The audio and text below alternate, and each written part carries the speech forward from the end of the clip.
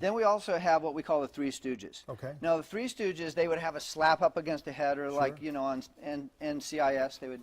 Trauma of sorts. Traumas, to the head. Yes. exactly, traumas, and also whiplash injuries can cause damage to the meninges which surround the brain and the spinal cord.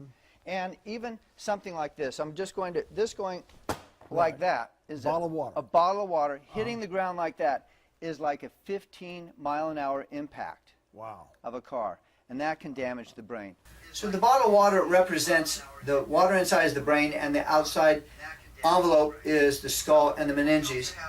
And so throwing the bottle down, you can see the impact that would happen, and our brain is not encased in that type of hard plastic. It's actually in a much more malleable plastic, and the brain can become damaged from repeated issues, repeated damage, repeated traumas to the brain, as is well illustrated by athletes. But you don't have to be an athlete to have this kind of over and over and over impact that needs to be addressed in proper time as it's going on over time in your healthcare process. You need to come in, you need to get the neurologic release center technique testing and treatment if necessary to correct the meningeal compression that occurs and strangles the brain.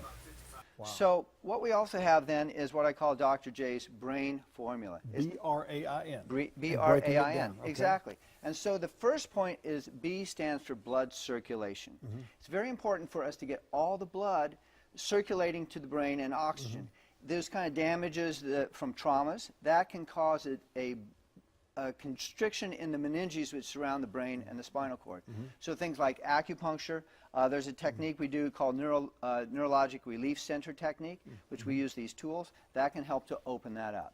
The second one is R stands for removing toxins.